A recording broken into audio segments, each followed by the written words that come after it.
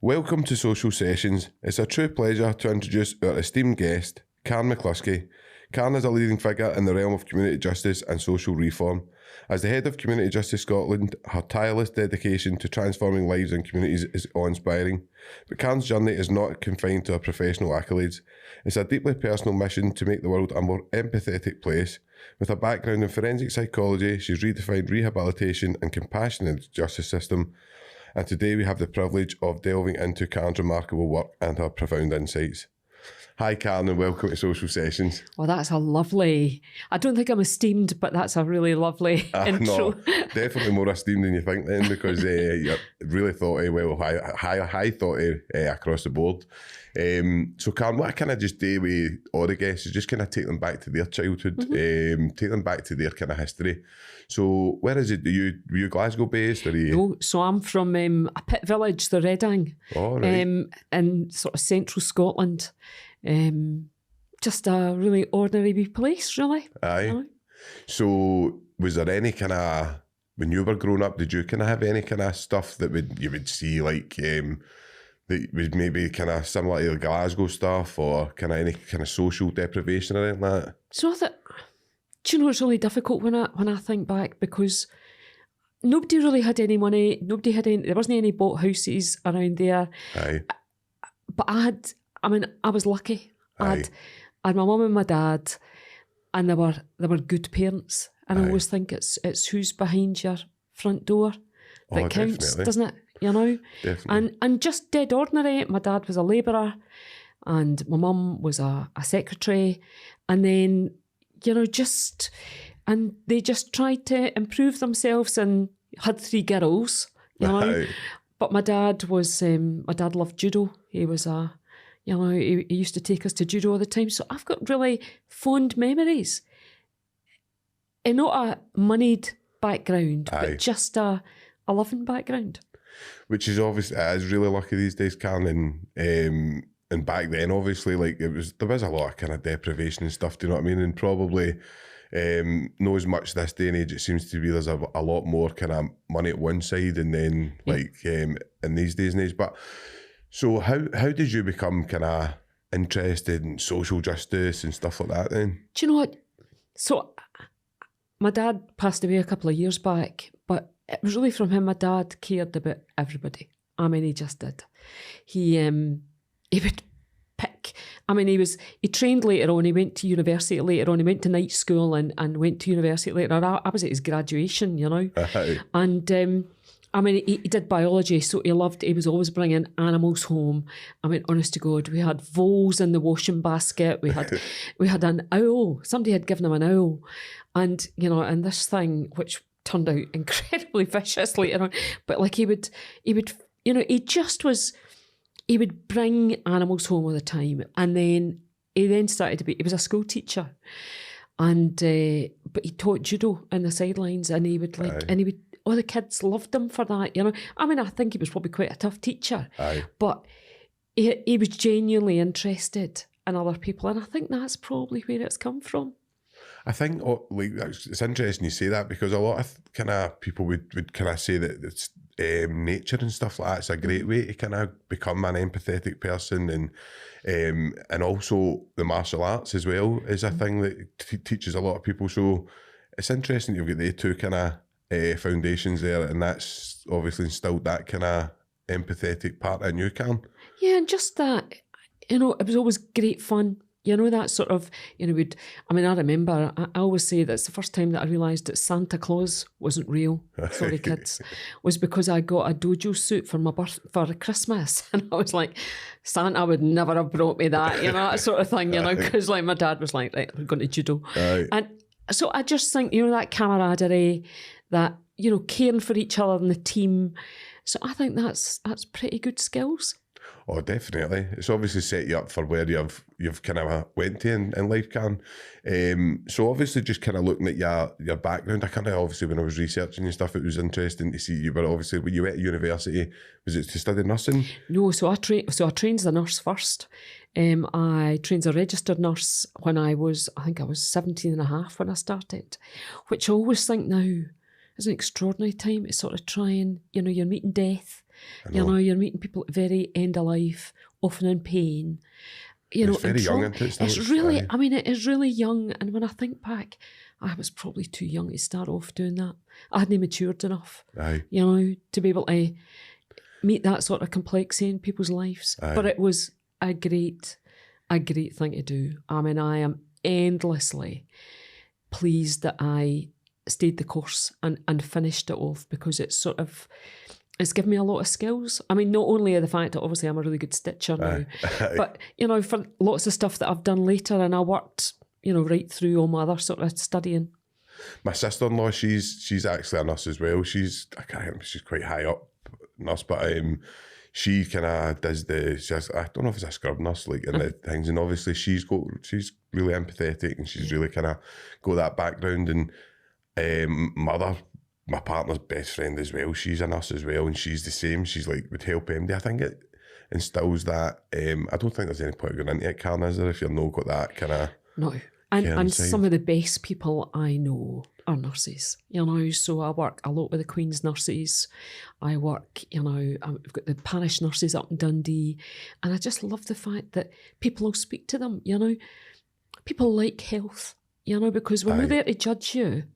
We're there to help you, you know, and so people have got that sort of different interaction, and they'll tell you their deepest, darkest thoughts and what's happened to them, because they trust that interaction, and that's a pretty phenomenal thing to have, isn't it?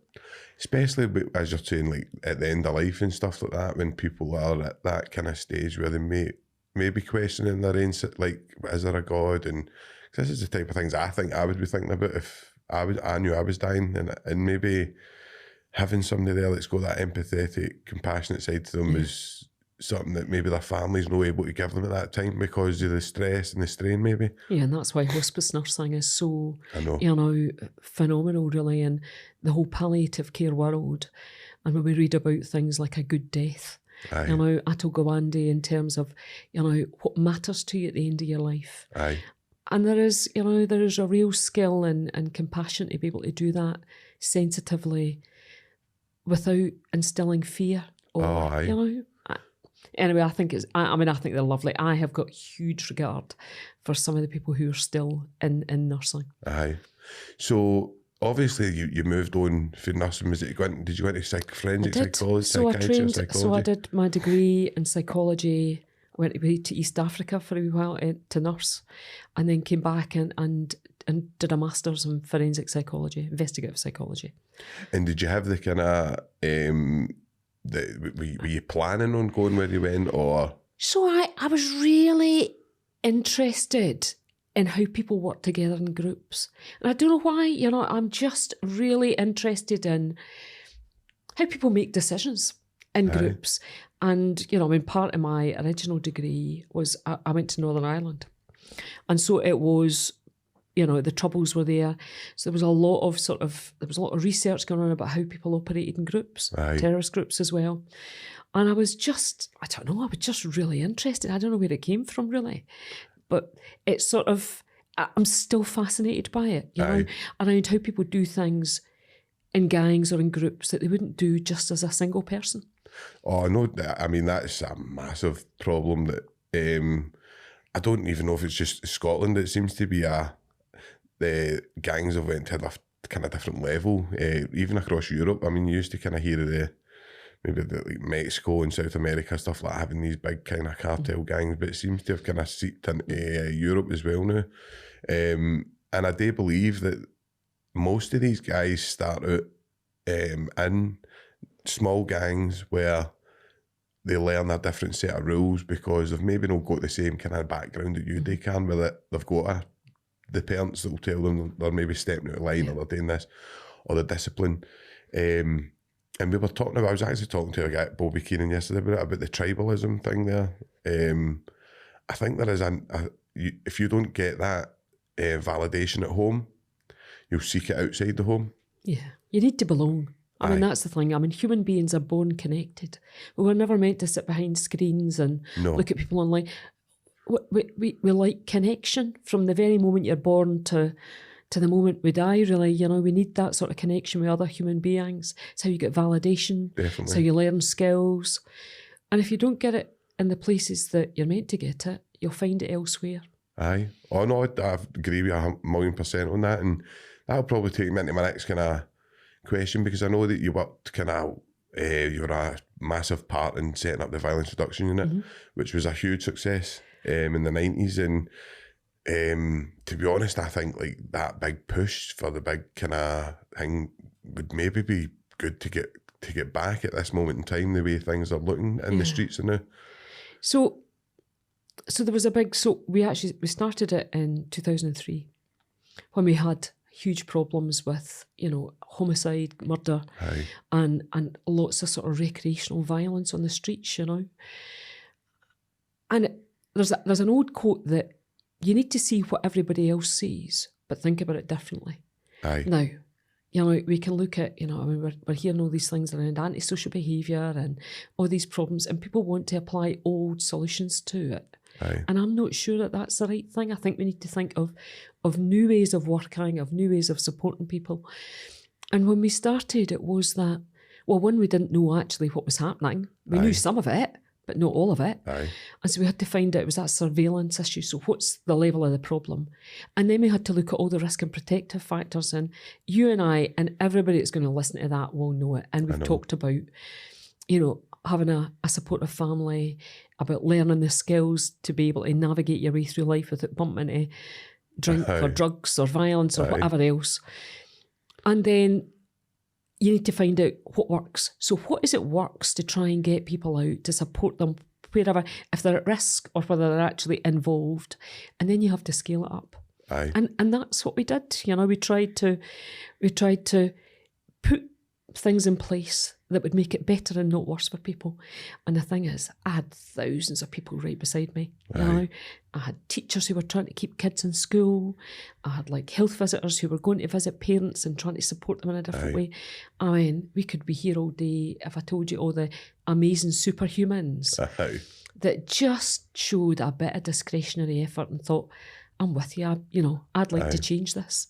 I know, I think, obviously, I've watched the programmes that you've done, and I think, I know James well, and I know some of the guys in going into Easterhouse when it was that kind of, it was very, very volatile, and there was a lot of gangs. I mean, they were maybe talking 8, 9, 10 gangs in there. Oh, there was more than that. And, and it wasn't just the vote, it was the people who were in it. And, and so when we looked at it, and people always think of this hierarchical structure like an organised crime group, but it wasn't. It was, we had, young people who were around it. We had, hardcore in the middle. And I was in Easterhouse the other day. I don't even recognise it anymore. Aye. It's fundamentally changed. I know. Fundamentally changed. I was in the drummy, for want of a better word to call it, you know what I mean? But I was up in the drummy, and it actually looks quite affluent. It actually looks really nice. Rickesi's the same. I mean, obviously there's still problems. There's a lot of problems up the East End, I know that, but there is stuff that you how did what I always struggle with, Karyn, how did you break the trust, and how did you manage, because obviously you were in with the police, so how did you manage to break that trust in and get that trust for the gangs? I surrounded myself with people who'd been there. I'll never be a 16-year-old boy that lived in Easterhouse. I needed people who had been there and done it, I think it was James Dockett who always said, the best person to help you out of a hole is a person who's been in there and dug their own way out. And it took time, don't get me wrong, because we were a policing unit. Aye. And of course, the very first place that we started was in the emergency rooms. So Rudy Crawford and Alistair Ireland, who were the consultants there, because they were seeing all these people coming in having been stabbed and often giving terrible, terrible news to families that people had lost their lives. And they were saying, we're done, we have had enough. So they were able to do lots of work in the emergency rooms. And of course, when people are an extremist, they're much more likely, see if they think they're going to die or or some really terrible, terrible injuries. They're much more motivated to talk to you about change. Is that sort of Prosecco and Di Clemente capitalising on that moment of change when people are thinking, this is not working out this well for me. Aye. I might need help to try and do something else and get out of this life. Because often people were on their phones plotting their revenge. You know, that tit-for-tat violence. Aye. And so it was a good time to try and do something. And we always said this was not about crime figures. It was about reducing the amount of people coming in through A&E, because that's your real measure of success, isn't it? Definitely, aye. So, see, looking at that, Karyn, it's like an amazing way to look at things. And how did did you get some police officers that were like, can't believe that you're even trying to give these boys? Oh, the time. Oh, Aye. Listen. So John Carnican and I, because John and I, you know, started us together, just sitting looking at each other and thinking, all right, this is going to be a journey. And it's really interesting. So there was a lot of people who just thought we were utterly bonkers. That's just them idiots over there, and they're talking about public health, and they're talking about prevention, about keeping kids in school, and they didn't really pay any attention to us. Or they were saying, you two just need to get back to your jobs and jail people. Aye. And we're like, listen, if that worked, America would have no crime. And you know, we've tried all that. And actually, and see, here's the thing that I'm always saying to people, we'd filled the prisons. Like, detection was dead easy. I know. Detectives all be like throwing stuff, you know, at the radio now. But it was because you had people on CCTV and such like. But the thing was, we'd made absolutely hee-haw difference to preventing it in the first place. And that for me is a litmus test of great policing. It's not about detections. It's not about all the stop search you do. It's about prevention of crime and disorder. That's a litmus test. And that's the most important Pelian principle. So they were. I mean, there's a whole other programme to tell you about the people who actually just tried to make it really difficult. And stuff. Who made it really challenging. No. You know, until they started to see some change, at which point they were like, might have the point. Aye. I know it's the same with the prisons. I've kind of says it's like the prisons are, I mean, Natalie does a great job, but she does, and but it's such a small minority that you're getting a hold of, and you're up against a conditioned system where both sides are conditioned to hate each other, and both sides, quite rightly so at that time, because the both of them are operating in gangs, and whether you want to call it a different name, but it's like it's a tribal thing. The cons against the screws, don't talk to them, don't tell them this, they're also saying don't believe them, don't listen to them, they're manipulative, they're this. And that does harm. Like, this is the barriers that you need to try and break down, but without compassion and empathy, I can't see where this is going to change. And so you just need to find the people. I mean, it's my only skill in life. I'm a really good finder of really good people. Honestly, Networker.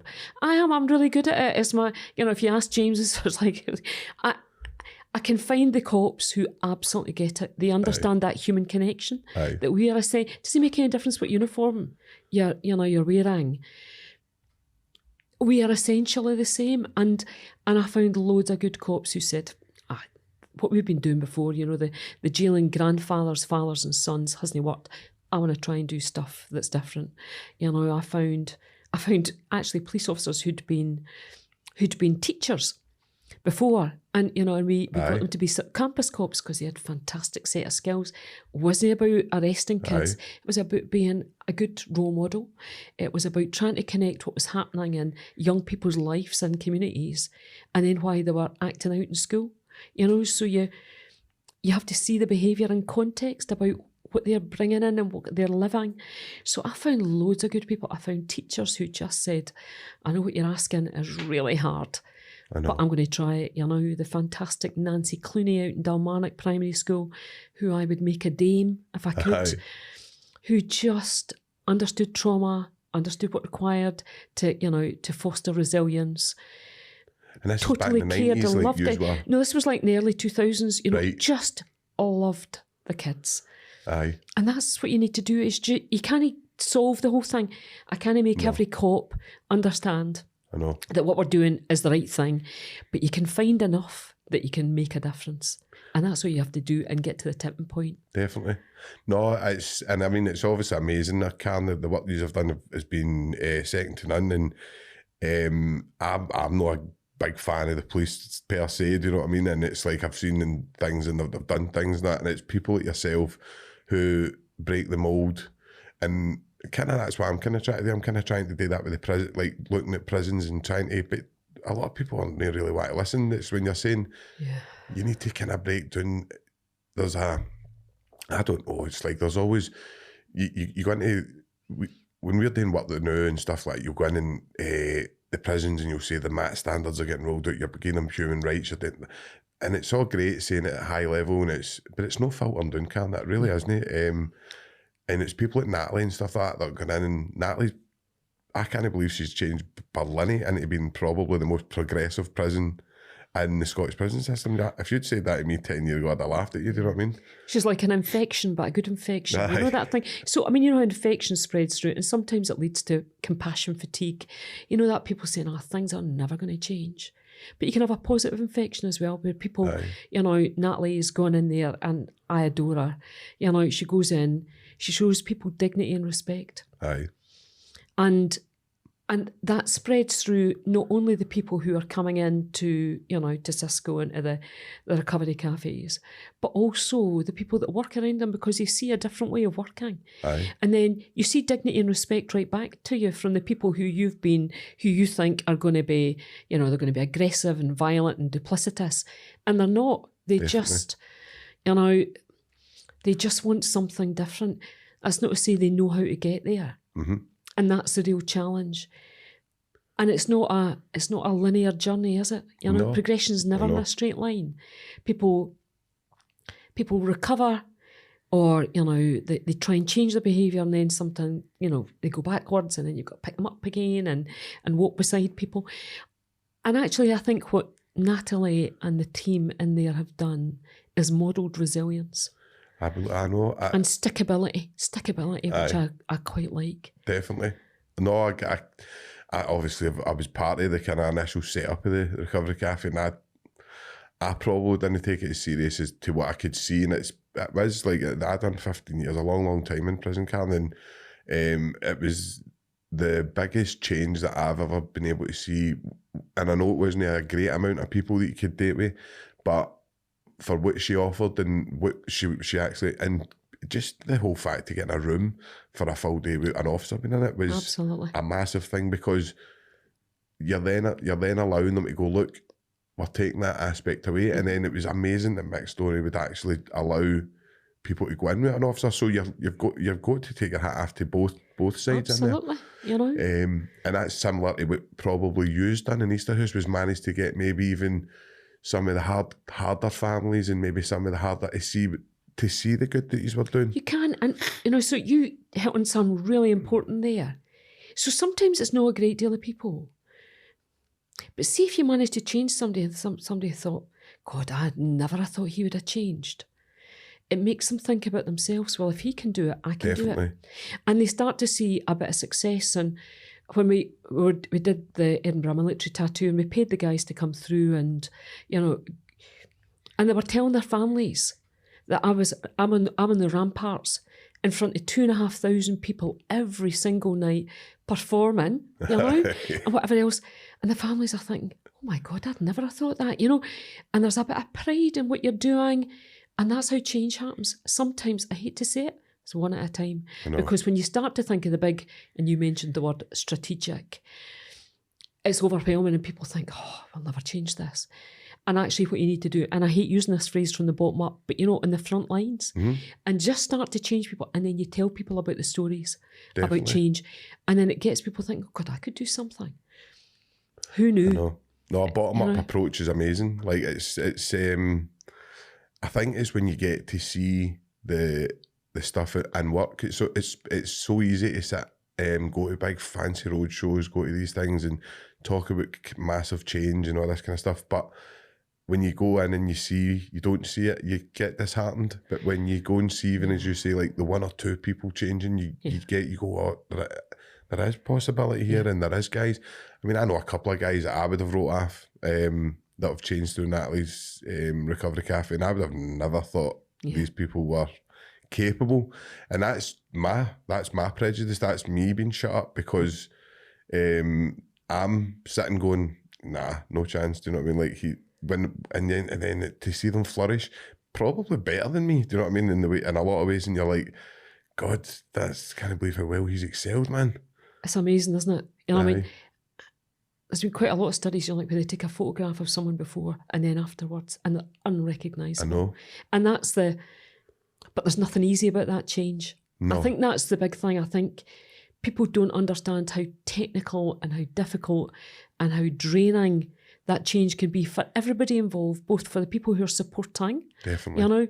And for the people who are going through it, because trying to change your life might be trying to change your family and your friends and your community. You may have to leave all that behind.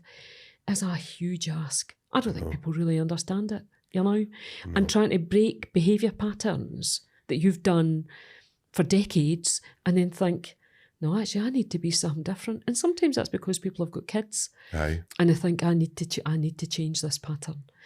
But it's a really complicated thing. And you're right about the trying to do stuff on the front lines, because if I sat and read out a violence reduction strategy to you, you'd be thinking, oh, gee, it's boring.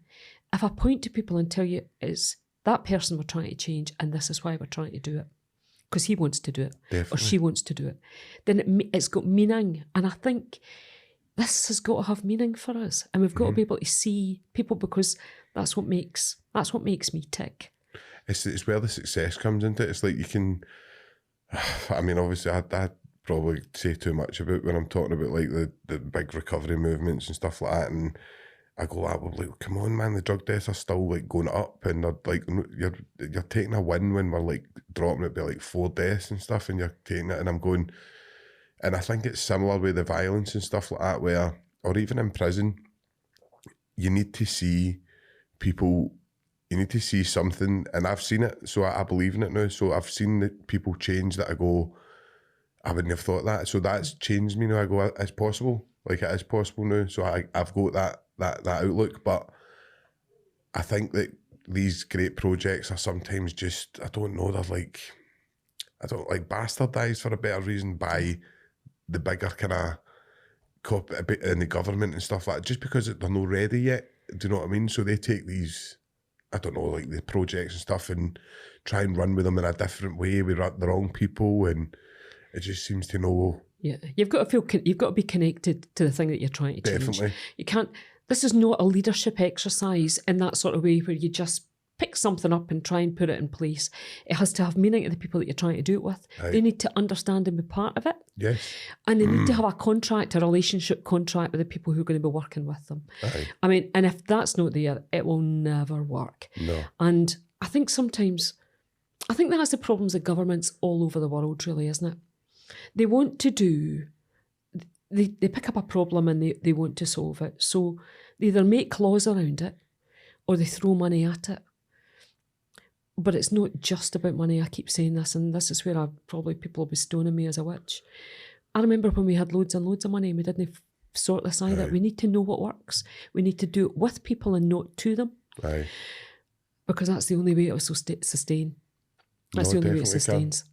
I think if you show, if you were to get the BBC, ITV, Channel 4, Channel 5, whatever, to stop doing negative stories and maybe go in and show somebody's journey of real change over a matter of a year. Yep. Go into the recovery cafe for a year, allow it to be seen, and then allow people to see the change.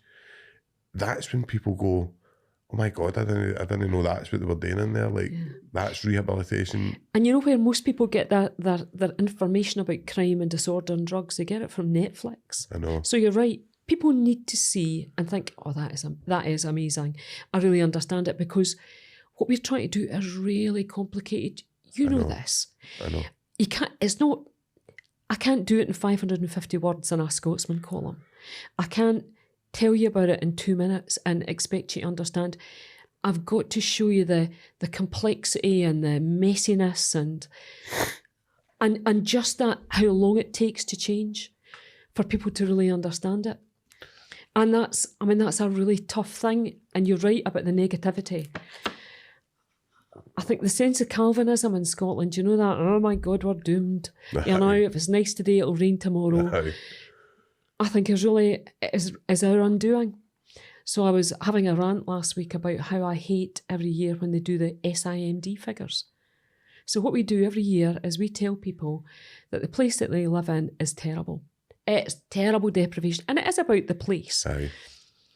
And we don't, and I meet people and say, but I like living here. This is where I brought my family. It's really good. I've got a nice school. You know, I've got all these good things. And we never talk about the assets. Mm-hmm. So, I mean, I quite like, I like Finland. I mean, I love Finland. I'm a great fan of Finland. Now, Finland look at well-being, and they do well-being indexes. And I think that there's something really positive about that, about looking at people's well-being, instead of just looking at that really blunt tool around, you know, indices of multiple deprivation. We start to look at the sort of building blocks about what gives you well-being. And actually that's a much more asset-based approach about looking at the well-being that's out there and how do you enhance it, as opposed to a very negative deficit-based approach, which is about deprivation. I know. And I think we need to turn it on its head, and I think we could. I mean, there's only 5 and a bit million of us in Scotland. I know.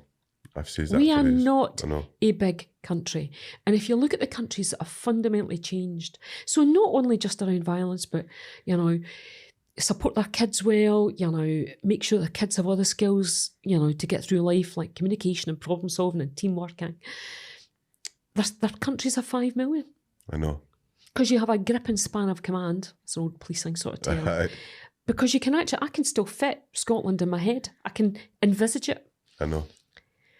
And it's the people that, obviously I don't know you personally, Karyn, but the people that I do know that know you personally speak so highly, to a degree that they would probably have you in charge, do you know what I mean? Probably running the country. That'd be terrible. I would be terrible. But no, I think, just to kind of say, when you're talking about Finland, I've said it before, like, just even with the prison system, if you take the prison system, for example, how small it is, it's not really that big. And I know it's not a vote winner, and that's the reason why we're not going into that kind of territory. And I totally understand why the public would go, what about my granny and granda who's in a home? What about like my granny and granda who's trying to pay that? I get all that, and I'm not saying that prisoners should come first over that, but don't then moan about a system that's not working and make it. I always say wear the t-shirt and say we're maintaining these people until they get back out into the community. And when they get back out in the community, there's probably a good chance that they're going to be worse because they've been in there taking drugs and they're going to commit. Be truthful with people. I know. And we can't just warehouse people. I mean, or we should just be honest that that's all we're going to do. Aye. Because when you've got numbers like this, you can't do all the work that people need in there. And people do need to be... They need to have the opportunities for rehabilitation, to learn different skills, to maybe work on their education, so that when they come out, they're coming out better and not worse. Aye. But if you don't, then, you know, hell mend us. We're going to get the same again and again. And for most of the guys that I meet and the women, they have kids. I really love their kids. I can't go into primary ones and think, oh well. You know, we'll just write off your mum or your dad because it's intergenerational, you know. And so there is some that's a bigger endeavour for us that we need to think. We need to think bigger, and we need to be a bit bolder about what our vision is. And you're right, it's not a vote winner. I haven't seen in any manifesto anywhere for the last 40 years, right, we'll have less prisons. You know, and I mean, it just isn't there. No. You know, people they don't talk about that. I think they know it. I mean, I think I can speak to people one-to-one and I'll say, no, I agree with you. You need to jail those you're afraid of. Aye. And I always say that, know those you're mad at. And we seem to be mad at a lot of people, don't we? You know, so the people, and you and I both know them, who would present real harm. They're quite a small number, technically. Quite a small number. But we should be thinking about, right, how do we keep people in the community and connected? How do we support them to, you know, to address some of the challenges that they've got? And sometimes, and that might not just be drinking drugs. It might be, you know, it might be CBT. It might be a whole range of other stuff. But we just seem not to want to do that. Even like even if you're not interested in the moral cost of it, which we should be. The economic costs are absolutely extraordinary. I know. Prisons are very expensive. 70 Solution. grand, 8 grand a year. Well, yeah, and I mean, so they always talk about the sort of the mythical, so there's a sort of 30,000, 39,000. It's no really. When you start to look at the human and economic costing around that, it's billions really. And you've got free, obviously, if you want to talk like free prescriptions in there, you've got like all the kind of Berlin, I believe, the last time I checked, was the biggest distributor of methadone in Europe. Yeah. You've got a lot of costs. You've got staffing costs. You've got, as you say, charities going in. You've got there's a massive amount. You've got nurses. It's massive. It's not just £39,000. Yeah. And then if you've jailed someone and then they come back out and they're complex, that's a complex homelessness case. Aye. I mean, that'll cost you about £8,000. I know. So, do you know what I mean? It's all money, and we could be so much smarter about this.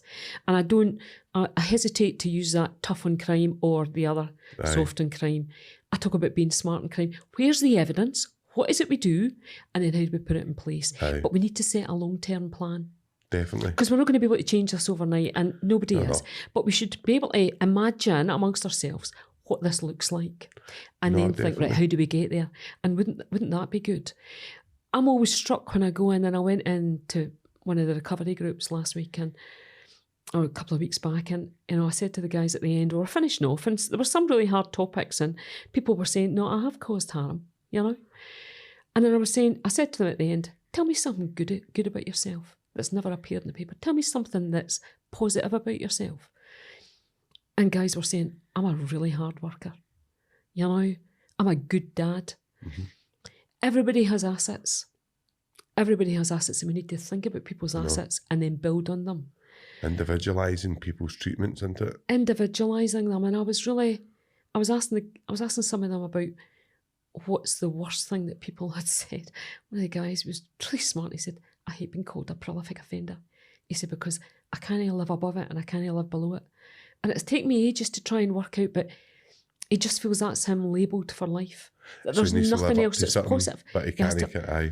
Can he get out of it? He's always, and people are always on top of him now, and and that's a really difficult thing for him to try and change, but we need to change that, or otherwise he's going to come back out and do the same old stuff.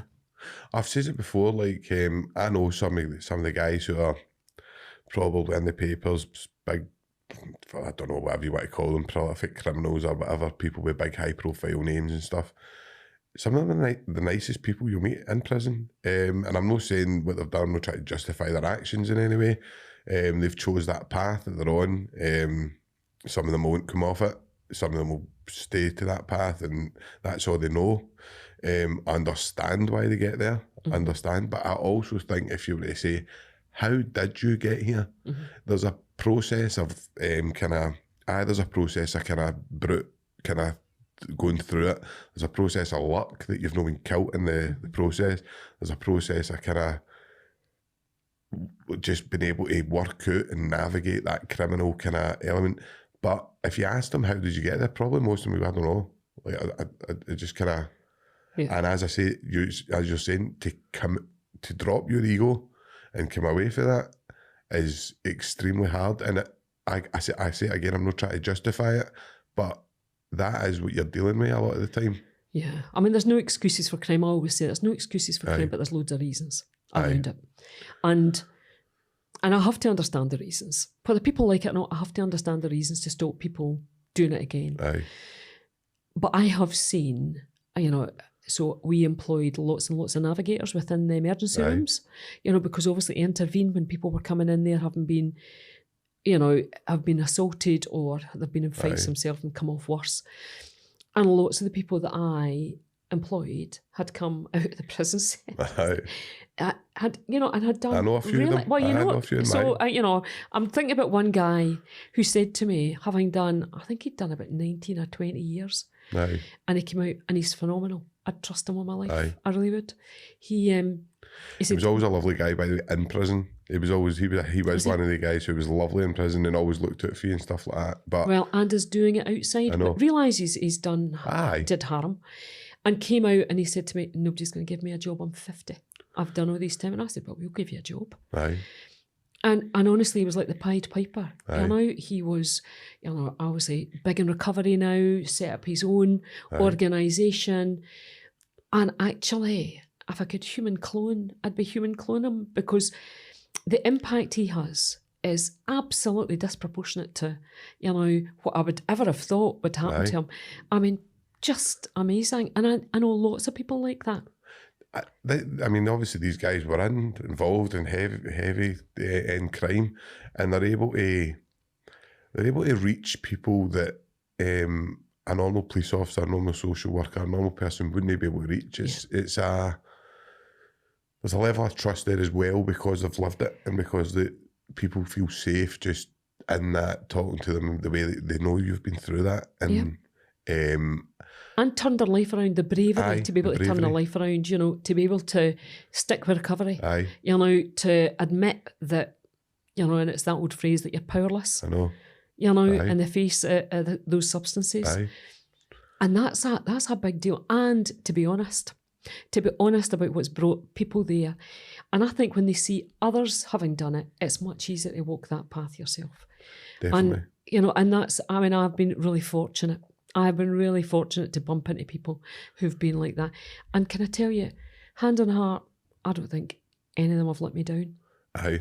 Never. You know, people always say, oh, you must be worried. And I'm like, no. Never. No. Aye.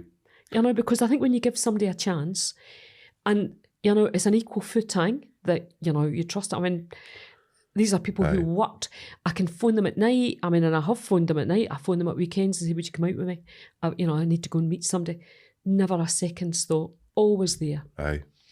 I think that's a testament to you, Karyn. I think if we had more Karyns in the world, we'd be much better off. Do you know what I mean? That's one of the ones. There's not a lot of people that's got your understanding or your compassion or empathy for, because it's what you said earlier. It's like you need to understand the situation and you need to work with it rather than, it's like that's like that nutcase in the Parliament the other day, or that Swela Brave, things like that really get bother me when they say things like the homeless people in this thing are ruining our cities and stuff, and you're like, you've put them there. Do you know what I mean? You're on £165,000 a year, taxpayers' money. Like you can say that. Do you know what I mean? You're from a background that's kind of privileged. You don't know any of these people's stories. I just don't know why you can even think you can say that. You have to tune this sort of stuff out. I know. Because there is always going to be voices around that are pejorative and, you know, don't understand, don't take the time to understand. And I think I just don't listen to it. I try not to look on Twitter. I try not to read below the line, because there'll always be people saying, you know, you're wrong. And I'm like, well, I'm doing it. And I know loads of other people are doing it as well. And I can see the change. And it's really interesting when people say, oh, well, you know, you shouldn't be doing that. They never have come up with an idea about how to do it differently. Do you know what I mean? So there's all the critics, but they haven't actually got any answers. And you're like, okay, I'm waiting. So if it's not that, then tell me what it is. You know, still waiting. They wouldn't know today if you passed it. Well, that's it. You know, and they wouldn't. And I think particularly for the third sector, and I'm a huge fan of the third sector, I think because they just think, oh, it's just charity. So they don't realise how skilled they are. I actually think there's loads and loads of compassionate and empathetic people. Aye. I think we bump into them everywhere, don't we? We bump into them in recovery, you know, in AA, you know, in NA. There are loads of people out there. There's more of us than the detractors. Definitely. Seems to just like the detractors seem to get a better, I don't know what it is. It's like a better backing or something. Like maybe no. I actually can see a wee bit of change lately. People are starting to kind of but they seem to have more money, more power, maybe more contacts in the right places. If that's for a better word to say, but I don't know. Maybe I mean, obviously we had the ex-president of the United States who definitely made it a much more toxic place to live. Aye. I think, you know, and that sometimes, I mean, you know, Twitter and some of the social media, sometimes it speaks to the darkest part of people's hearts. Aye. They'll tweet something they would never say in front of you. I know. But it's led to a shift. it's led to a shift. It's that risky shift, doesn't it? Definitely. And they would say things they would never think about saying. No, definitely. And it does create a platform for other people who also think, like, I'll just say that. Aye. I mean, I just... Something can be... I mean, obviously, since I've started this, like, you get the odd comment, do you know what I mean? Look, most of them are thinking about my... people get affected with it. It doesn't bother me, can I? I've been ran through the mill by the press, I don't know, many times, so it's like, you do get to the stage where you just go, whatever they say, they're going to say, I can't stop it. I know what I'm trying to do, and I'm trying to do it for good. I'm trying to do it make a change. I know why I'm doing it, so I don't really care what people say, do you know what I mean? And I'm going, as you say, you're always going to get the haters. And you do need to understand, from a point of view, that there's people that have been hurt and stuff like that. There's a lot of people that's been hurt by crime and whatever, do you know what I mean? But one of the interesting things, I don't know if you watched that, did you watch that Banged Up? Did you see that? No. So it's quite interesting. I think you'd like it. Kind of basically what they've done is they've grabbed a bunch of kind of ex-cons who have turned their life about, but they've asked them to go into a prison and recreate. Oh, I've seen a clip of it. And they've put the celebrities in it. There was a couple of Tory MPs in, and so the first guy that goes in, man, he's like, he's getting a hard time and all that. Like they're kind of on top of him. It was a guy who got caught looking at porn or something. But that guy, I can't remember his name, in the House of Commons. But so everybody's all kind of saying to him about this, like, wow, what kind of porn is it? All this kind of stuff, right? So they're giving him a right hard time. The way it is in prison, like you couldn't come into prison with a charge like that and you would get slaughtered. That is just what it's like. It's like living, it's like you've got to survive it. So he is feeling it, and he's talking to camera himself. He's like, I know that I've been through this, but it's really intimidating. And this is a day in a fake prison he's in. And these are the people that are saying you need to be hard on crime, you need to be this. See, within the second day, like his cellmate was like, you need to go and do something to him, by the way. He's going to keep doing that to you. And he was showing him, I think it was just kidding. I think they've been told today, it was like, look, this is how you make a weapon. So he hanged a toothbrush and melted it, put the razors on it and all that, and he went here. The guy was up slashing the wall, going, that's a good one. This is a Tory MP who's hard on crime, slashing, this is a good one, this is really good. And then he's going, it's amazing how creative the prisoners are. I mean, that was some weapon he made, and you're going, I couldn't believe it. I was going, you've been in there for 2 days and you're conditioned to a certain extent. What do you think people that have grew up generationally through traumatic backgrounds, what do you think they're coming out like? It's just, I have to say, I don't think I could watch it now. I don't think I could watch it now. But I mean, do you know, it's really interesting. We're doing quite a bit of work on restorative justice. That's a massive thing. That would be good. It's fascinating because the deprivation of your liberty is the punishment. Aye. What happens to you in prison isn't the punishment, it's the deprivation of your liberty. And so everything else should be, focused around rehabilitation. But we've been doing quite a bit of work now. We used to have quite a strong restorative justice service in Scotland, and then for a whole range of reasons, it's sort of frittered away. But there has been an attempt to try and think, right, well, what would it look like for us to have restorative justice for people who have been harmed by crime? Aye. I think to meet the people who have harmed them now, it's a victim-led. I know, it's thing. up to them, aye. And I actually think if we had more of that, I think, or at least had the availability for it, that people might start to understand a bit more. And it's not about forgiveness. I keep saying that. It's not about forgiveness. It's about understanding. And for peace for yourself, to a certain degree. I mean, I've had a lot of, I'm not going to go into it all, but I've had a lot of forgiving. I've had a lot of acceptance that I've had to do in my life. And I'll get to a level that you think that you're okay in forgiving people and all that maybe don't want forgiving, but I need to forgive them for me. Yeah. But maybe even know to the height, the kind of levels of the crime that I was in for, but maybe even somebody who's been broken into their house and they're scared. See if you sat across with that person, you've seen that person maybe rattling with drugs, like you actually get to see that person and how weak they are and how downbeaten they are. I went out to see a group of guys who'd come out of jail and had done significant sentences, and I was talking to them about restorative justice, and one of the men who'd done great harm said, I could never do that. I'd rather go back to jail than do that. And I said, that's the very reason you should do it. Aye. If you can't face up to the harm you have caused, and to be, to get some understanding and understanding about what your own behaviour's done.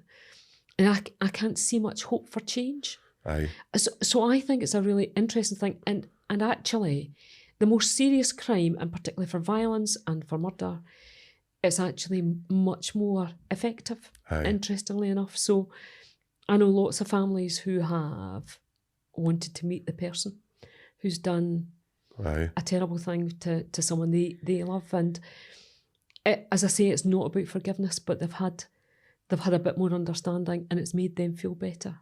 Aye. And actually, for the person who's done it, I think it's a step to change. I agree. I watched a thing, it was really powerful. I can't remember if it was even Luther or somebody was in an American prison, and it was like a guy who was, it was like, as I say, it was a real gangster. It was like Bloods, Crips, whatever it was. He went to a drug deal, killed 2 guys, it went wrong, somebody tried to steal whatever, something happened. So this woman, who I thought was amazing, she was so strong, it was the parent of one of the boys that got killed. She knew that her son wasn't an angel. She knew, like, she was like, I know my boy wasn't hingy, but he's my boy, like, and I know he was good, like, he was a good boy. He just caught up in the wrong things, blah, blah. So she went in to meet this guy. So this guy was like, I think it was maybe mandatory in this state, if they wanted to meet, they had to do it. So this guy's like, I'm going to fucking tell him that, blah, blah, blah. See, when he went in and she was nice to him, I swear, he did not know what to do. It was like, it was grating. Like, obviously, like, you can see it, but he was actually crying. Just when she was like, I just want to know, like, I want you to go out, son, and you change your life. I know you've got a family. Like, I do want that to happen to your family. And it was like so powerful. And the guy was so on the back foot. He just did not know. He was going in there ready, I think, to come in, maybe go, your boy was this and that. And she just took him right off hingy. It's really interesting. And I think it's a really technical thing to do. You need to be really well trained to try and facilitate sort of a restorative practice. For the people who I know who've been through it, and sometimes they've had a really hard time for the person who they've harmed. But actually it's made them think about what their behaviours have done and actually start on that process of change, you know? Because sometimes you lie to yourself, don't you? Definitely. You tell yourself a story, and if you tell yourself often enough, you paint yourself out as the, oh, it was just, I was the victim here, and it was just one of those. And actually I think sometimes meeting in that sort of restorative practice, I think can fundamentally change your direction of travel. Northern Ireland does it all the time after the Good Friday Peace Agreement. Restorative justice is almost for everything, is available. And it's how you start to connect up the justice system, isn't it? So it's not just about a court case or jail. It's about, it's about completing the circle. Look, I mean, the Good Friday Agreement, I know that was a massive deal, and I know it's probably people would say, I don't know why you're comparing that to a single case, but I don't think that there's much difference when you're talking about a group and you're talking about kind of hanging, but that was 2 hardcore groups of totally different people who the vast majority, and you're always going to get a minority that don't take part, the vast majority all put down arms, all stuck to the peace agreement because they all wanted it. They all deep down didn't want to run about in this kind of life anymore. And it's such a powerful, Nelson Mandela was another one, like very powerful. And his family couldn't accept that. His family couldn't accept that it was going to change that. Do you know what I mean? But these people, that's Leonardo da Vinci says it, doesn't he? He says, like, when you go out to try and change, you need to be ready for backlash. You're going to get a lot of backlash. Absolutely. Yes, Machiavelli as well said that that change is really difficult. The people who want to support you will support you, but there'll always be the detractors. And I mean, it's really, you said something there that I thought was really fascinating. I haven't spoken to one person who said, I'm quite happy just to contain this life. Right. Saying, that, realise that they want something different. Definitely. And I'll say, so what does it look like? And they'll start to explain stuff to me, and I'd quite like this, and it's often different, it's not, sometimes it's really basic stuff. Right. So I'm always saying to people, like it was my favourite question to them, I said, shut your eyes and tell me what it looks like. And it really, they didn't want to shut their eyes in front of me, you know, but don't know what they thought I was going to do. But it's really important. You have to imagine what the future looks like for you. Otherwise, what it tells me is that you've got a lack of hope. Yes. And you can't envisage what it's going to look like in the future. And see if you can't do that. You know, the journey to change is going to be impossible. And I used to ask them it all the time. So sometimes it would come in, it would be something that was quite immediate. Oh, it looks like this, you know, I threatened getting stabbed or whatever else. And you could do, and then you have to keep on asking them, right, okay, what does it look like now? Mm-hmm. You know, and so because you're trying to get them into a place of hope, so they start to think, I want to go there. Aye. And you've got to get them to print. I always say this to people, when you're trying to change your behaviour. So it's coming up to Christmas. It will be the time when I think, right, step away from the Rosie's chocolates. And the picture I'll put in my fridge to make me think is the best picture I've got of myself. You know that when I'm happy and I think, oh, I look all right there, like, you know. And I think, God, I look good. So I put the best picture of myself in the fridge. But for everybody else, we put the worst picture and say, don't be like that. Aye. That's not how you change your behaviour. You have to have something that's positive and think that's where I want to go to. Aye. So we need to stop saying to people, don't you be like that. Don't you be that bad person. We need to help them think about what else it could look like. Definitely. And that is a real big thing. I think that's what happens in the recovery hub that Cisco do, in the prisons. I think it's what, you know, lots of the third sector and indeed some of the social workers, you know, lots of the social workers do. They try and get people to think this could be something else. Definitely.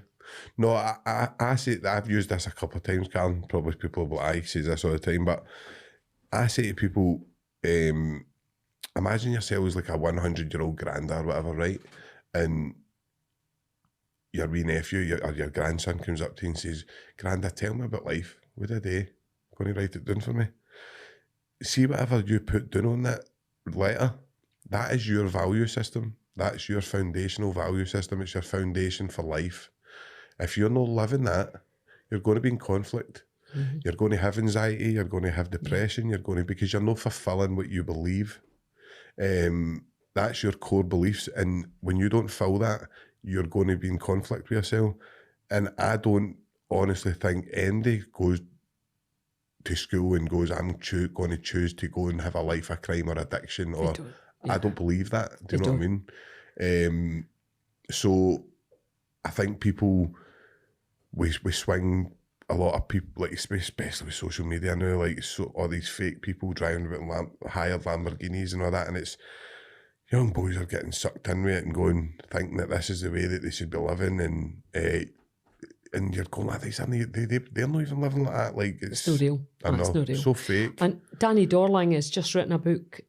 He's written a couple of books. So one of the books is called Shattered Nation, and it is pretty depressing. It is a bit depressing. But the other book that he's written is called Fintopia, and it is around how the Finns, you know, and we talked about it before, have focused on well-being, and it's almost quite a protective. The way that they've sort of set up the country and what they're focused on is almost a bit of a protective factor against the very thing that you were talking about there. Aye. So, you know, that they know they've got well-being, you know.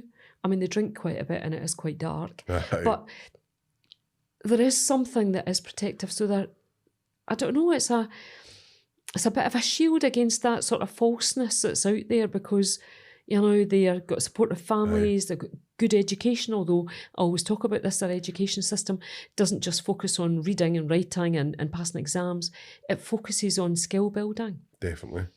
I've said it before, see, like in school, I know guys who have got their own businesses now, joinery businesses, maybe whatever, like plastering businesses, loads of stuff, who have got no education, who have got absolutely no, but they know what to do.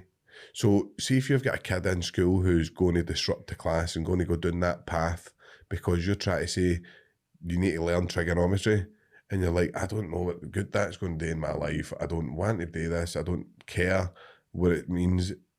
See, well, what is it you want to do then? Like, what are you good at? I like building and stuff, or I like cars, or I like, right, let's get you in at a young age and get you as good at that as you possibly can be. That's not the Scottish way, though, is No. it? We focus, I could still tell you, but I'm rotten at it. I know. You know, I mean, I think when you're taught at school, oh, you're not very good at this and you're not very good at that. And nobody actually says to you, what are you really good at? You know, it's fascinating, isn't it? You know, that I could still tell you, I really struggled with maths and I really wanted to be good at it. Maths. And I really wanted to be able to do it. And then when my kid was going through maths, I thought, I'm going to learn this. And I still struggled with it, you know, and I still don't know what use circle theory is going to be. But you're right, there's a lot of kids out there who are good at stuff, and we try and put them in a cookie cutter, you know. So we need builders, we need plumbers, we need electricians, we need people that can build roads, we need infrastructure, we need production, you know, we need to be able to, you know, we've got all these wind farms, you know, so we need a whole range of different skills, and we need to think about what people are good at. So what I know about some of the guys that I used to work with is they're amazing risk takers, climb anything. We used to put people, you know, we used to take them climbing, you know, because they would climb anything, roofs, you know, a whole range of stuff. But we need people that work at heights. Yes, you know, or the bridge building, you know, the Queensferry Crossing, Force Road Bridge. I've got a cousin who does this, you know, loves that sort of thing. Even on the oil platforms, we need people who understand risk, who are not afraid, you know, and most of the guys that I was working with weren't afraid. Definitely. So you can turn that into something. Oh, and even history or something, like, are you into, I like to learn about that, and I like to learn, right, well, let's get you and Mary that. I just don't understand why we keep, I don't know, you could go on and on about it all day, couldn't you? You could really do a full podcast on that. But I just think there's so many talented, I've seen boys in the jail making tattoo guns out of PlayStation controllers. I've seen some of the stuff I've seen people doing in there. Like people, like even when it comes to the bad things, right, I'm not trying to glorify it or nothing, but like stashes and stuff like that and like cells. Some of the things that guys come up with are like, how did you even think of that? And it's people that can think outside the box, and it's never picked up on. It's just they're seen as like problem children or whatever, and it just, you go through that route, and it's 9 times out of 10 it's going to bring you to the best way to make money is. And yet we need to think about how we get people back into employment. And focus on some of them skills. I mean, as I say, I've employed lots of people who have come out of the system and been transformational.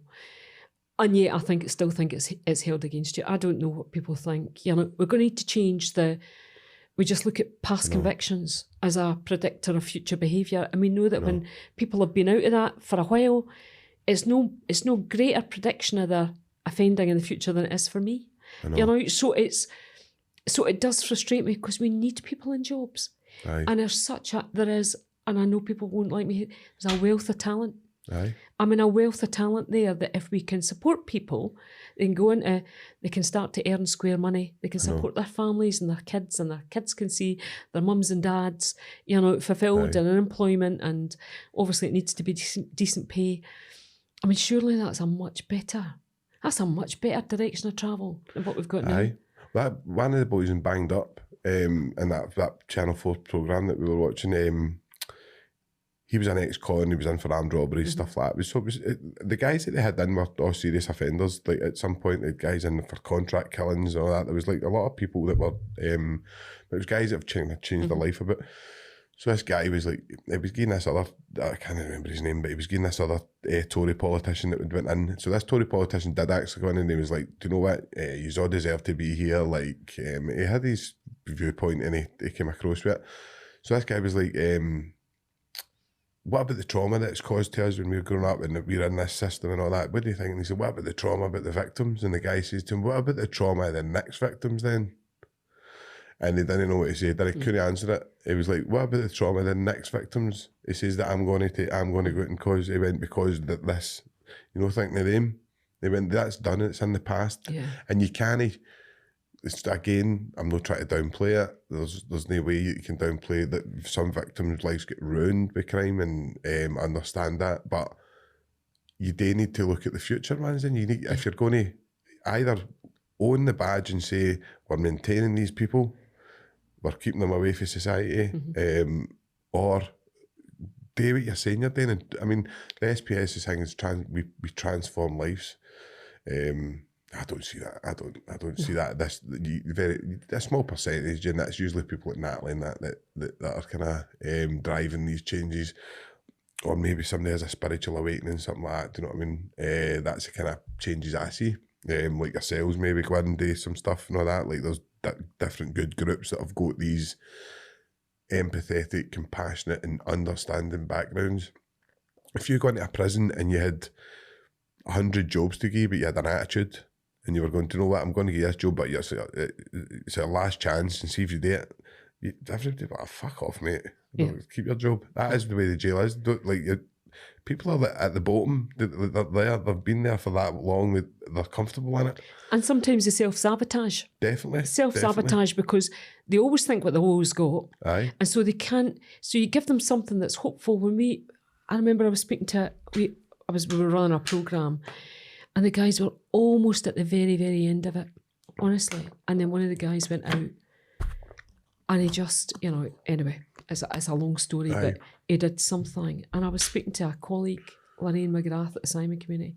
I said, I just don't know why he did it. It was fantastic. And she says, but he wants to self-sabotage. He cannot even contemplate the fact that he actually might succeed at something. Definitely. So what he's doing is he's showing you that he's just going to think, fuck it.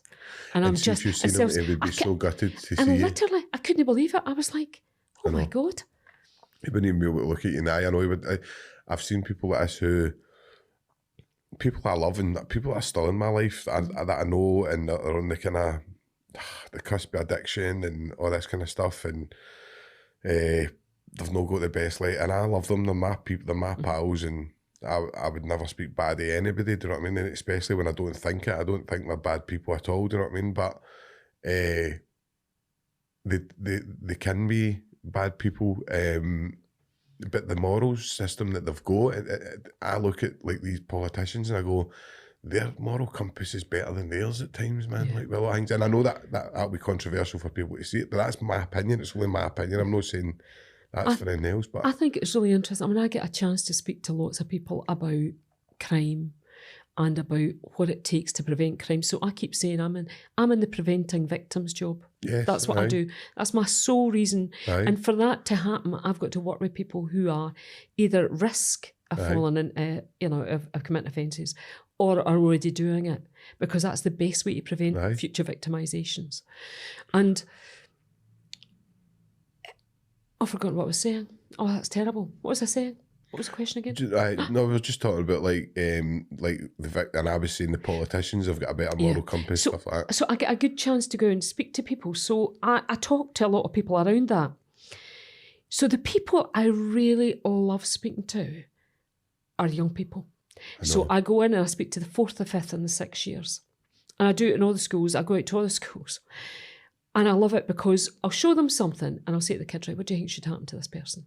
Should go to jail, lock them up forever and such like. And then I give them the life, I tell them what's happened in the person's life. And I show them it. I say, right, what do you think should happen now? And honestly, without fail, the kids are saying, I think we should have done something there and we should have done something there.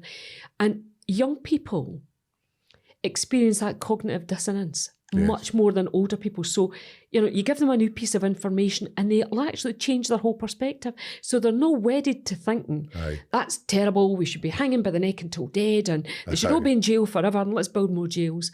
They'll actually think, no, I think we should do something different there. And they'll almost admit they were wrong. It's fascinating. They'll say, oh no, I was wrong. And they're quite happy doing it. Don't feel embarrassed. With older people, and people in my age group, they're so firm in the way that they think. They refuse to experience it. I mean, I could tell them that the earth is round and they'll still think it's flat, regardless of how many pictures I show them or, So it's a really interesting thing. So I always think I try and get people when they're young. And if I do it enough, it'll filter through. And hopefully they'll not read all the negative stuff that changes their mind again. And I do meet people and say, oh, I remember you showed me that. And now I'm doing this.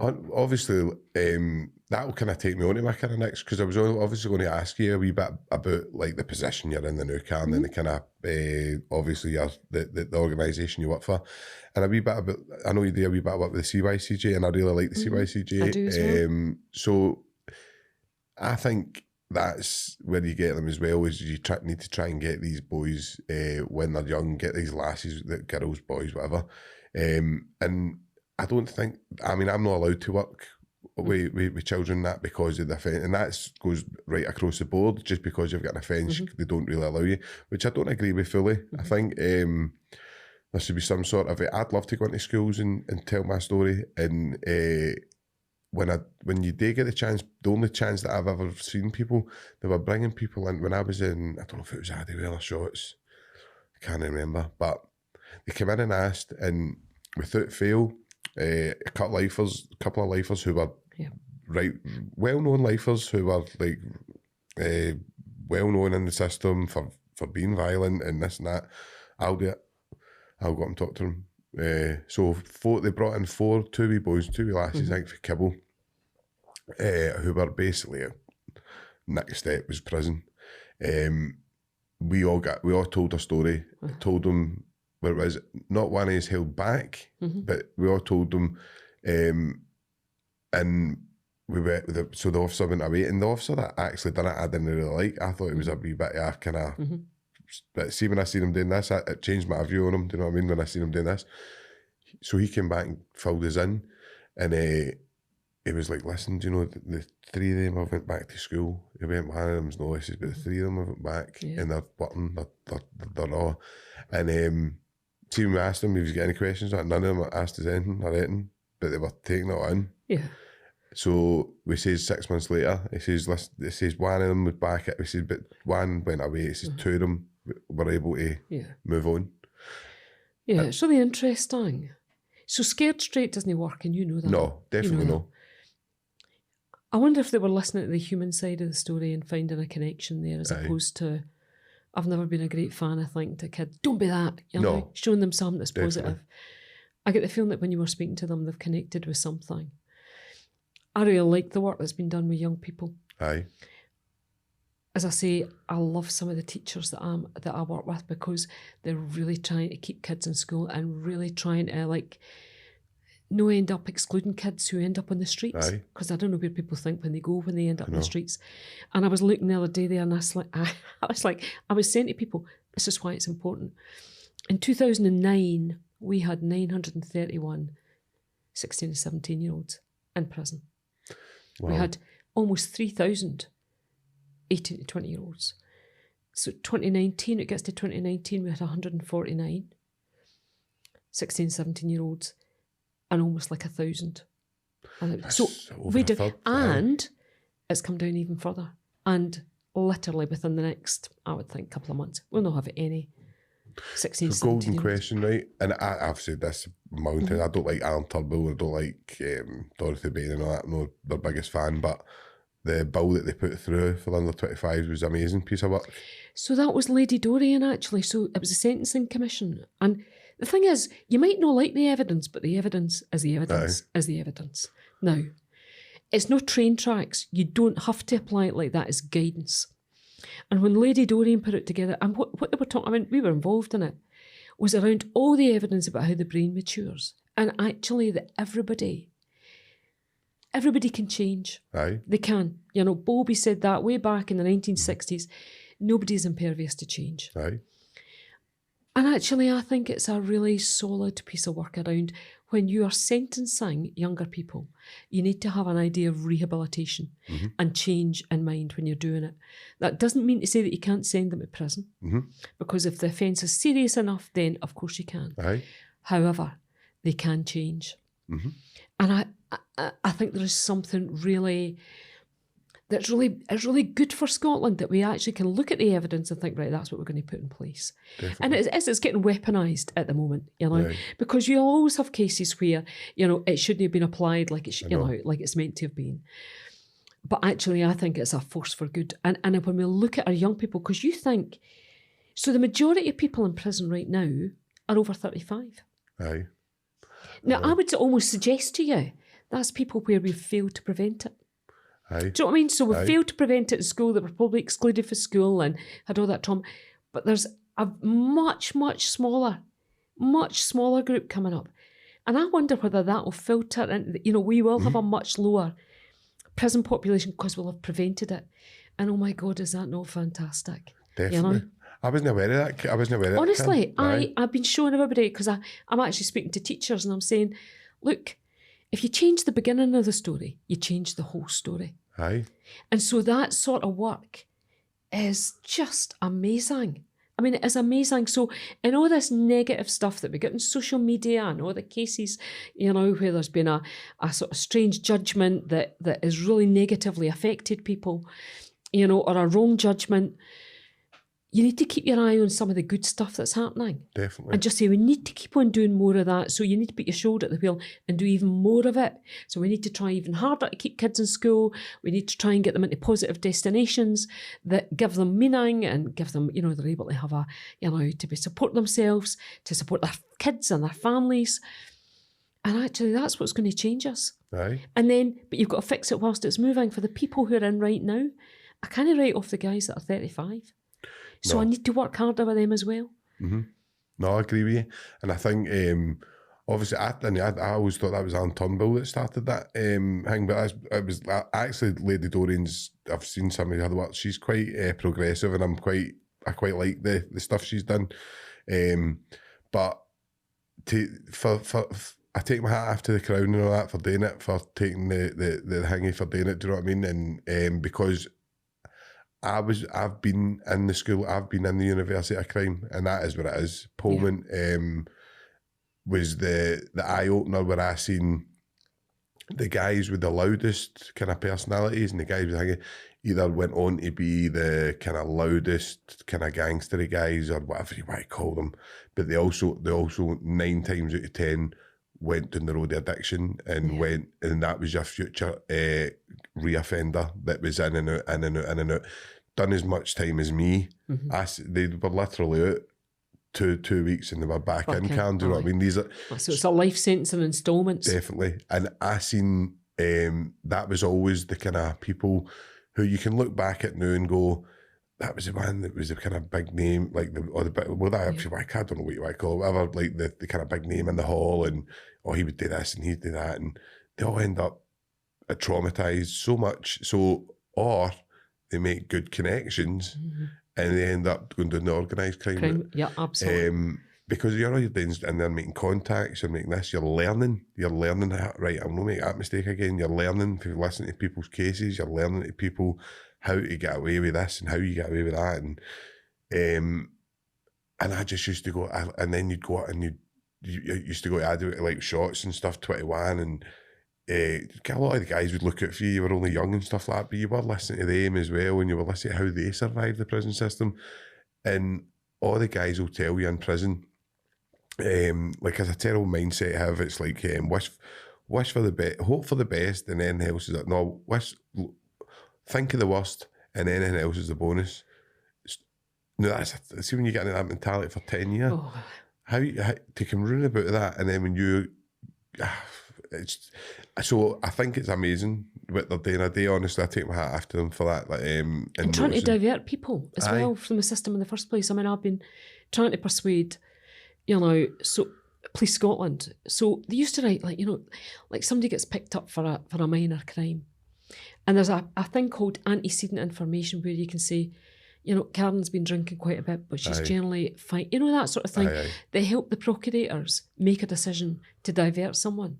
Because the justice system's like an infection. See, once you get it once, you get it become lifelong and life-limiting. And so if you can get people out the system at the very earliest thing, and get them into, going to meet Cisco or into recovery, or get them support from Phoenix, or get them into rehab. Definitely. I mean, it is by far the very best thing to do. I can never understand why people don't realise that. I know. And we just need to do a bit more of that. And I'm trying to persuade, colleagues in the police to say, look, you need to write a wee bit underneath, so that when it goes to the Procurator Fiscal, they're not just filtering everything through to court. But we also need to have the services out there to support people. I know. And that's the thing. So the Procurator Fiscals and the Chief Executive there said, Karyn, I'm happy to divert. Absolutely, we see the people who need to be diverted because it's not in the public interest, like to take them through. Aye. And yeah, you know the sort, the people Aye. I'm speaking about, who are like got all these challenges, and then I see the third sector getting completely denuded, Right. and we're asking them to work with people who need a lot of support. Aye. They need to be connected. They need somebody to take them along. Aye. Take them by the hand sometimes. Take them into an AA meeting or an NA meeting, or or try and get them into a rehab. Mm-hmm. Definitely. I had Anne-Marie Ward on, and she was talking about the budget, the emergency budget that Scotland had got for recovery. And I was actually pretty shocked, man. Like she says, 50 million they got, and 500,000 it went into rehabilitation, and the rest was basically harm reduction. Now, I don't know how much Anne-Marie, but that I was shocked with that, because I was like, it should be half and half at least. Like I would much prefer the rehabilitation than harm reduction, and I'm no like that's a whole new other topic, but I think when you're looking at that rehabilitating people, you need to, as I said, it's values. You need to instill it's a whole new. It's like ripping that old value system out and putting a new one in, which is extremely hard, especially. And I was. It's really interesting, I suppose the public narrative around substance use, and it was fascinating and terrible when Matthew Perry died. I know. And the bit that I really thought was fascinating is he went into rehab 15 times. 15 times. I like rehab. I've known a lot of most of the people that I know that surround me have been into rehabilitation, and they will tell you that's what helped me. I went in it for long enough that I felt supported. I could make different decisions about my life. I'd addressed what was driving me into this substance use, and unpicked it. And they'd done some real serious work on themselves. And for me, I think that should be an opportunity for people. Definitely. I still think it should be. I love the fact that Harper House is opened, that, we can now have women and their children, together, because you don't want to be ripped apart for your family. And actually, for children as well, they need a bit of support as well, because they've often seen their parents in the worst of circumstances, and they need a bit of recovery as well, and there needs to be a bit of repair there. Definitely. So, I slightly love that we've done that. But it's not a low-cost, no-cost option, is it? I know. It's expensive, but can I tell you what's more expensive? No doing it. Definitely. But see, I don't know how you would get the actual stats, but if you were to take the stats of how much prison actually costs, how much the healthcare costs with drugs and stuff, people in and out of hospital through whatever kind of problems through drugs and alcohol, it would far outweigh if you were to plough a lot of money in at the beginning. And it is just because if you stand up and you go, this is my manifesto, I'm going to put this amount into rehab, I'm going to put this amount into hanging, nobody's going to vote for you. So hard question for you, right, Karyn? But how would you change it? What would you put in place that could get that kind of equilibrium? So you're going to hate me saying that it starts at the very top. So the government cake, right, so the budget will be set soon, right, and Scotland will get its pie. And what everybody does at the top is we slice it and dice it. So everybody gets a wee bit, so you get a wee bit in community justice, you get a wee bit in, you get a bit in health, and the police get quite a bit. We're all dealing with the same people. I met a family when 12 different services were through the door. And the mum was saying to me, I have to keep my house tidy all the time because I'm terrified these people are all coming in. And actually, we're all going in and we're spending money trying to go into the same family, because actually she needs one person, that's the connected bit. And then they can navigate, they can organise all the services. I think the way that we allocate budget's terrible. I mean, everybody knows it. It's going to take a lot of thought to think, right, how do we look at this thematically? So for me, the people who come into crime, so say 10,500 people went into prison last year.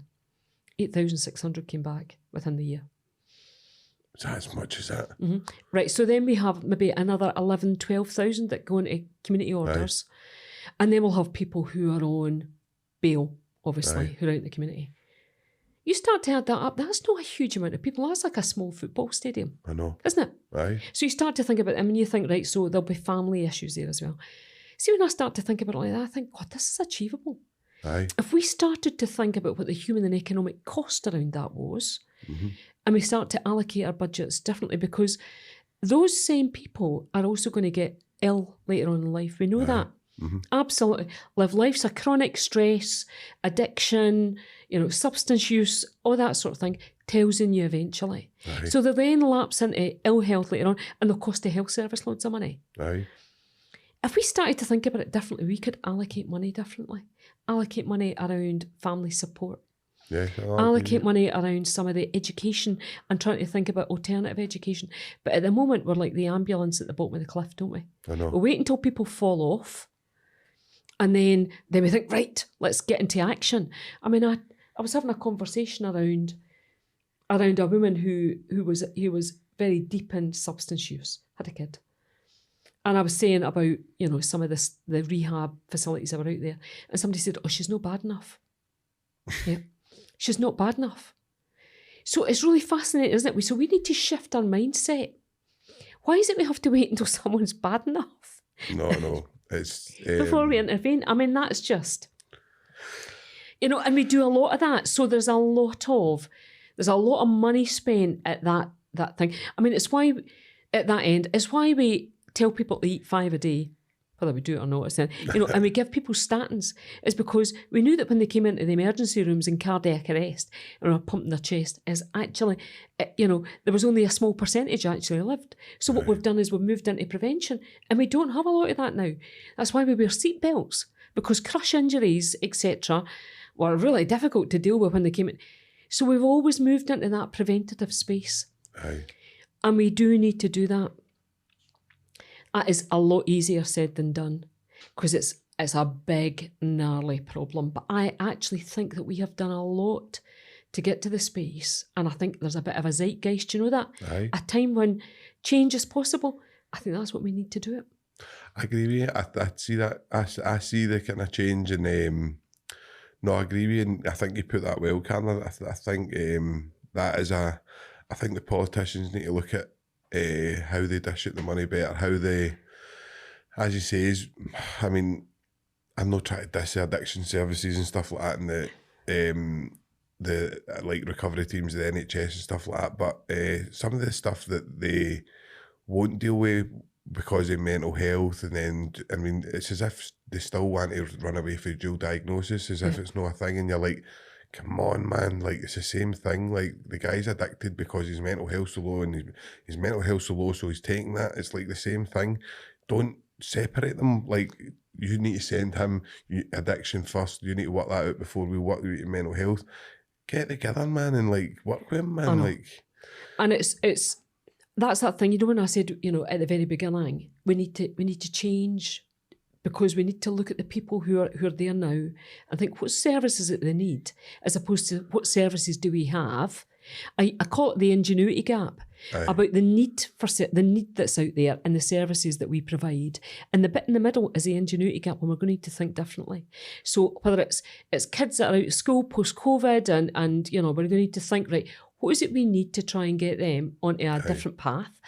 And for addiction services, it's like, why are we not meeting people's needs? What is it they need us to do, the service providers, and then we need to change. Not them, we need to change. Yes, aye. Because otherwise, what's the point? What's the point? Because, we can always go to people's houses and say, all right, well, you don't want that service. Oh, well, there's no service available then for you. Aye. I mean, that's madness. That's madness. No, you're right.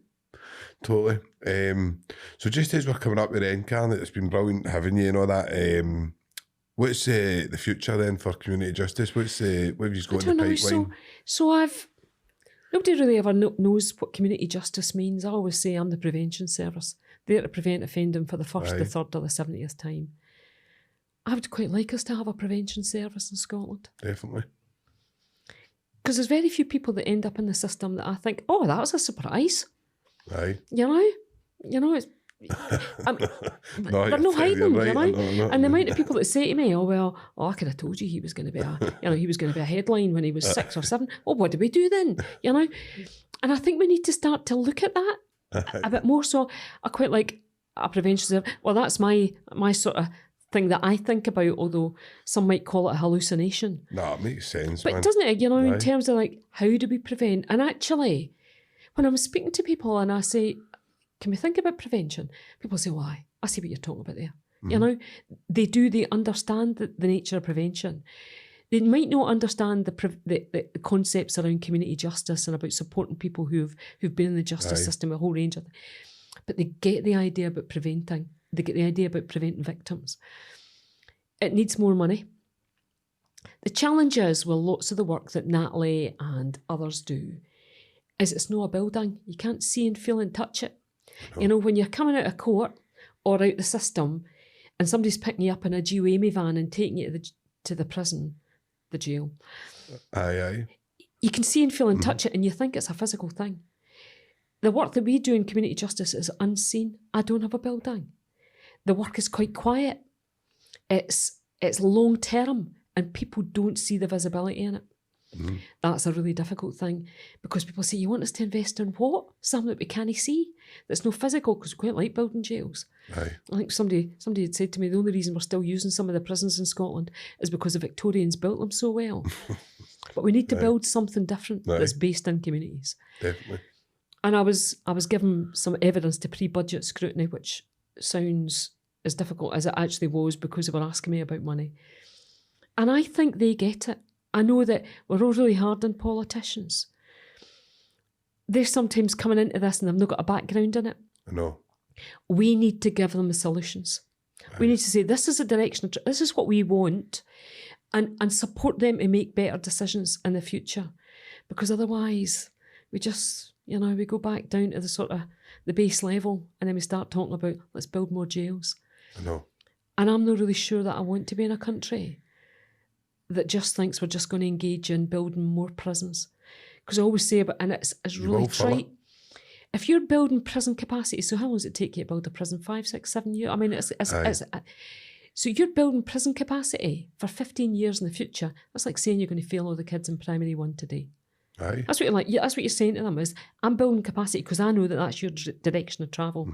That is less than aspirational. Any country that starts to build more prisons has lost a grip of what it's trying to do. Definitely. And you know, and it's so much money. You know, and it's so much money. That's a phenomenal amount of money. I wouldn't even want to know, and it's obviously that's why they bring in the private services and stuff like that. And I mean, that's been I don't even know what you'd call that. Do you know what I mean? It's not been the best of experiments, but I don't know. I mean, it's like people going about this HMP Glasgow. It's got to be different. It's got to be this. It's got to be that. And I'm not convinced, and I hope I'm wrong. I really do. I hope I get caught wrong, but unless they've got 4 wings in there that are rehabilitative, like look like a rehab and act like a rehab, I can't see any changes. And when you look, and I'm going to go back to my Scandinavian countries, so I go out there because I quite like looking at it and think, right, what's it you've done that worked? They don't build prisons of more than like a couple of hundred. I know. It's big. You know, one of the prisons I visited in Denmark had 150 people in it. Actually, there was men and women in it, which was really bizarre. You know, different places. They had their own keys to lock. They thoroughly focused on rehabilitation. Is it society? But I think it's a societal difference where they go, we don't see them as like bad, we see them as broken people or damaged. Well, they know they've got to come back into society. So if you know people have got to come back into society, would you not try and, you know, enable them to make better choices and have the support services there to be able to do that? So they've just got a different idea about it. Crime and justice is the most weaponised thing that we think about, isn't it? We talk about. I mean, we will hear the rhetoric coming up to elections, absolutely. Everybody will be trying to become tougher on crime, longer sentences. And I slightly despair of that because we seem to forget about the evidence when we talk about that. So, you know, people hold these opposing moral universes. You know, they know that there's other evidence there to tell you where to invest, but we talk about building more prisons and jailing people for longer. I know. No, I think it is. I think it's a lot. It comes down to it being that, and you can see that, like, in it and whatever the object, like, and you can see it and you can feel it and you can see the levels of it, but that doesn't necessarily mean it's good. Yeah. It doesn't mean it's good. The positive levels you're seeing, it could be, well, it is. I know it is. It's bad levels are kind of, and obviously, I've said that a few times on here. I really don't think we're ready for fentanyl and that coming up, which obviously looks as if that's going to be the case soon. I think Scotland will be on a terrible trajectory if that happens. So I think we need to kind of get ready and get ready for this kind of stuff coming. I don't think the street volume have been the big problem now, and I think it's outrageous that we've got to tell mothers and grannies and stuff like that they need to go and score drugs for their son, that the doctors can't provide a detox, so they need to come down themselves. I don't understand that. It's like, I go like to like, you can't say that to that person, but that is what they need to do. Like, so they're saying my son's in the house and he's like rattling and he needs his stuff and I'm going to do it. The doctor's told me I need to do it and I need to, and you're like, the doctor told you what? Like, come on, like, it's just outrageous. I just go, like, we've not got a detox for it. You do? Do you know what I mean? There's like so many benzodiazepines that are very strong. Get them in, have a look at them. Like, you're not going to tell me there's not a drug out there that's not going to hold the boy for a couple of days till it gets better. I understand it's dangerous coming off stuff, but you can't just put the onus on the mums and the families. That's what my was telling me. She was up in East House, Karyn, and a dodgy bit. And this woman was not a criminal. She's a nice woman. Like, she doesn't know what, but she had to go up and get drugs. She was paying massive amount over what she should have been. Like, she was getting charged because the guy knew she didn't know anything about it. And I felt I've got no power to say, look, don't do that, or like, don't, like, that's too much money, and I'm not going to comment because I can't do that. But that's the GP that's advised her, you need to do this, and you're like, if that lassie gets caught with A5 on her Valium coming out the house, she's getting done with it, I know. Do you know what I mean? And there's no way to understand an impossible choice that's made by parents. I know. You know, I mean, I was speaking to parents last week who had to pay off the drug debts of their kids, and I could hear people even tutting, even whilst I was talking about it, and tens of thousands. But they felt they had to, you know, there's nothing that they wouldn't do for their kids.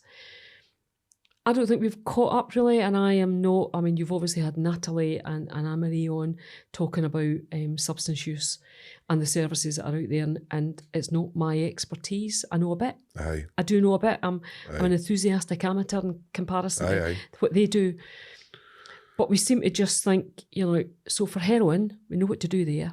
But we've got all these new atypical benzodiazepines like atazolame and the new ones that are out just now. And we seem to think, we seem to know what to do around that. So we've not caught up. And you know, that's that bit that I was talking about, the ingenuity gap. We need to be able to work in that space as well, because, I mean, even, you know, I was in an area when I was out visiting the drug consumption suites in Denmark, in Copenhagen. I saw a lot of predominantly it was about injecting cocaine. And I hadn't really seen that. That sounds really naive. And now what I see is they injecting a cocaine. Like, it was around, but not as prevalent as as I'm seeing it now. So it's fascinating how trends change, and we need to be able to catch up. And that's really difficult, isn't it, for services? Because you get everybody trained, and we get a drug regime, and we know how we're going to support people out of it, and then it changes. It's like whack-a-mole. You know, you press one thing down, you think, oh, we know how to deal with that, and something else pops up, and you think, oh my God, and we're going to have these atypical benzodiazepines. You know, there's going to be constant change. I know. Well, that's the thing. I mean, I couldn't believe there was a Police Scotland alerting out about the kind of, and I was seeing things like, I know a lot about the dad drugs, I've read books and that, but there was things like Gadazolam and like super strains of atazolame, and you're like, what the hell is that? I wasn't aware of the thing, and I'm like in that field, do you know what I mean? And I was surprised at the amount of difference, and I'm like, I know it's very hard to keep up the trends, but you can't just shut your eyes and go, like, I hope this is going to go away, because it's not going to. It's going to be there in the morning. And it's here to stay, at least in the in the medium to longer term, I would say. Aye. And so we're going to have to think about what we do differently. And I think some people are. I mean, David McCartney from Leap Aye. and in Edinburgh, who I slightly love, Aye. and who I think is really thinking ahead about some of the stuff that we're we're coming across, and how to support people who come into his service. Aye. But we will, it's a really thorny issue. No, definitely. But listen, Karyn, it's been absolutely magic having you on. And I'll give what I always do. I'll give any wee things that we've missed that you would like to kind of speak about. Any wee things that you've missed. So I don't know. I suppose you see, I actually think Scotland's pretty amazing at tackling issues. I think you can motivate loads and loads of people, and I just think there's so much more capacity to just make it that bit. To push it on that bit further. So I'm not even articulating myself very well. I think things are so negative just now. I still think I'm still glass half full. Aye. I still think I come across people in local areas and families who are absolutely motivated to change. Aye. And that's where I'm basing all my hope on. Mm-hmm. Definitely. It's the mums and the families and the dads that just do something different, and the teachers that just make that extra effort to keep a kid, or or a third sector that's going into the jails and changing not only the people who are coming to the service, but also the people who are working there. Aye. And that's, if you don't have hope, then... And if you don't have hope, and I've still got to be hopeful. I know. No, I sometimes I can get dragged into it. Depends who you're talking to. You can get dragged into that negative conversation, and it's not always great. Do you know what I mean? It's not always great for you as a person, because it can make you sometimes go, what is the point? But as I say, talking to you today, it's gave me hope again. Like, there's a lot of hope there, and different elements that you've spoke about. So, no, honestly, Karyn, just brilliant having you on, and please just keep shining, man. Like, you do a great job. Thank you. Right back at you.